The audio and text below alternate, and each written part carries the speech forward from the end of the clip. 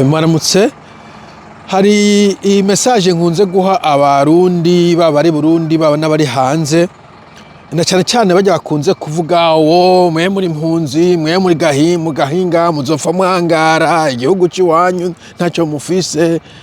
Iyo ushitse mu gihugu bakaguha ubwene gihugu kigire iki wawe, make it your own pretty much. Simvuze ngo wibagira biwanyu wibagira iyo wavuye ntiwombaza kwibagira nico bisigura ko memoire ntushobora kuyiforsa ivyo yibagira nivyo yibuka pretty much. Kujya ukuntu umuntu avuye ruguru, abantu benshi bava ruguru kubera amatongo ari mato canke impamvu bagenda mu za Rumonge bakagenda mu za Makamba bakagura itongo akubaka, that becomes their home. Haje no hacaba muhira, ntabwo yibagira ngo atahe asange atashe ruguru, ataha muhira niho yubaka inzu, niho atera ibiti, niho atera ivyamwa, abana kwishura jana ho nyene, that becomes their home, niyo ikiba n'inzu yiwiwe. Benshi hari nabo twahora twumviriza bamwe bagabatwenga kubera bashitse mu Rumonge bagashika Imbo bagashika Iburagane. Urani kirundi kivuga ukuntu bitandukanye mu ntazi zitandukanye, yaduga gutangwa kuvuga ngo mbega kusiga vuga nk'umubo nk'umuragane. Of course n'umubo n'umuragane, he moved, end of story. Yashitseyo niyo yibera avuga uko ababana uko bavuga niko bavuga kugira bakomunike kugira be umwe muri bo, ni c'est normal. Bon, nabonye rero uyu mujene w'umu Australien avukiye mu nkambi yi Tanzania, s'il vous plaît. Ni story irankunda je crois.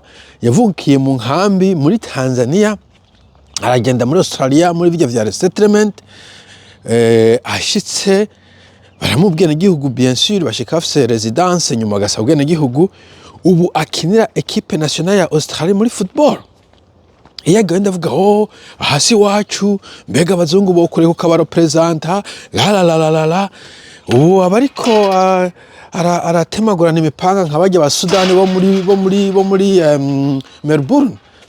Abasudani bateye bari ridicule, baba bariko berekana ku mateleviziyo bariko abajene bari baba thugs bariko bagenda bagira batemagurana mu gisagara umenga n'abantu baba bandi. Dushaka icyo bita model. Aba bajene bagenda akina soka, avuga umuziki, ajya ku ishure, agakora ikintu kiri useful muri societe. Iyo yashitsemo ashatse yavuye agakora atashatse akareka mugabo ahari igihugu ciwiwe kugira ngo ubibene ibipatria. Cyo ni kiratiriva ngo ahuguwe neza ni hiwanyu, ico gihugu arimo nico ciwabo. Ndi kweka donc uyu muhizi, uyu musore ageze muri World Cup.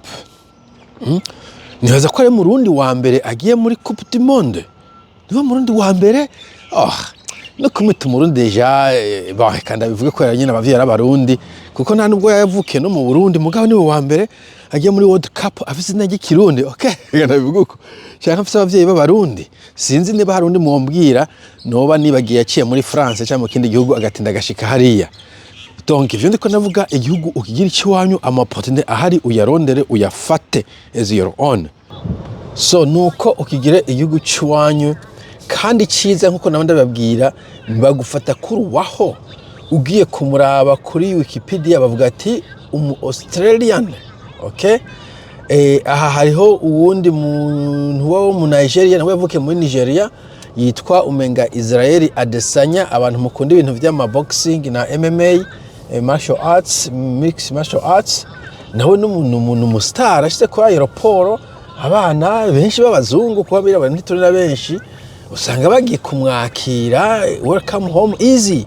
Bafise kuntu bacagugura amazina bakamuta ngo Easy Israel Adesanya. No mu Nigeria n'umugabo niwe represent New Zealand muri boxing canke MMA.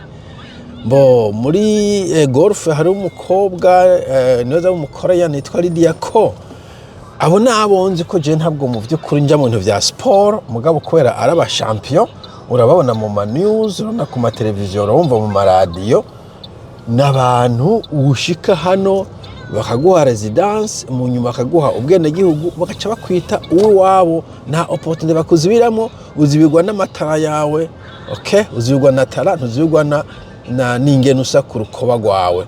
rero benshi na benshi twebwe vyananiye tugira turidodomba urabona turirabura urabona turi abanyafrika urabona hasi wacu urabona hasi bigize gute ntidushobora kwemera uti no nta tara mfise nk'iya Israeli ngo ushobore kuja kubitana ingumu nta tara ndufise nk'iya Nestor ngo ushobore kugenda gukina soka muri national team iyo wifise ko mburo waragezeyo nawe nta talent ico gihe nico bituma cyo sanga abantu benshi bakizanya abana n'abari Burundi usanga nta information bafise bazi ibintu byo muri Afrika ugenda mu gihugu bakagukumira muri Tanzania nkaho ashoye ko yavutse ku bavyeyi bahavukiye abanza imyaka 40 batarige baronka ubwene gihugu mugashika muri Australia gashika buronka bose nzi neza abavyeyi bavutse ko Tanzania buje hari imigwi y'impunzi bahunze mu icana 1972 bamara imyaka yenga 30 gushika 2000 ata muntu arigera abarekurira no kuja mu gisagara gikuze bari ahantu mu makambi sepa mishamo uryankuru katumba mangana ya makamba atatu kumva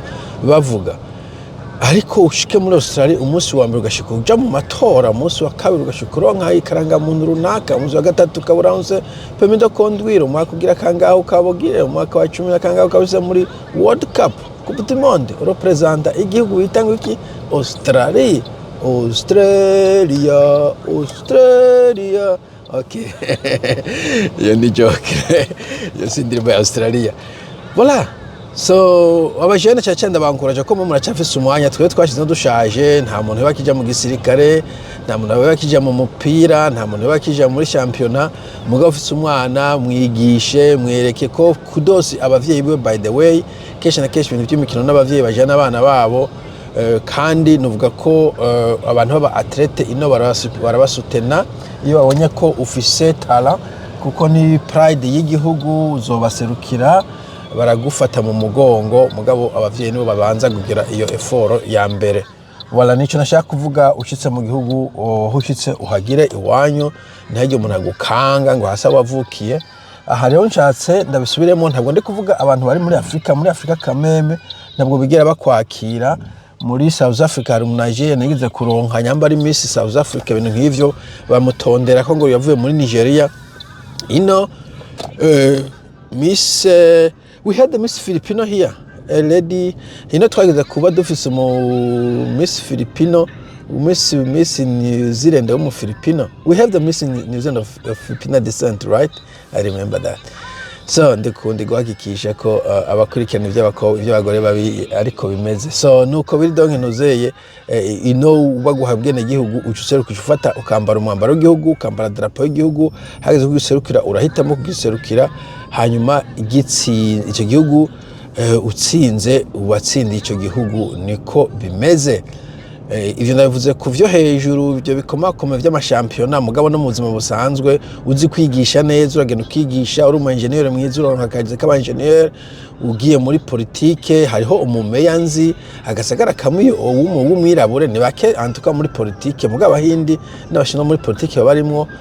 bo kumbure muri za Canada muri za Europe murabona ministre baba birabure mega no muri Congo harimo ministre w'umwirabure plutôt muri Belgique w'umukongo mu ministre w'umukongo mano canke Congo woman canke idimo ya avuka muri Congo ubwoko bwiwe ari ministre donc ndavuze ngo urashobora kubona discrimination aha na hariya mugabo mumenye ko i Burundi naho discrimination ihari none Burundi hoho uyaza ko umwana abanyarucari umwana w'umutwa umwana w'umuki bafise canke bamwe bafise kuva na kera memezo opportunité no nivyo nibisanzwe birashobora mugabo nuvuga ko igihugu kikwakiriye gifata nk'iki wawe upambane mu bandi vyanse uvuge biranse mugabo ntute agashambara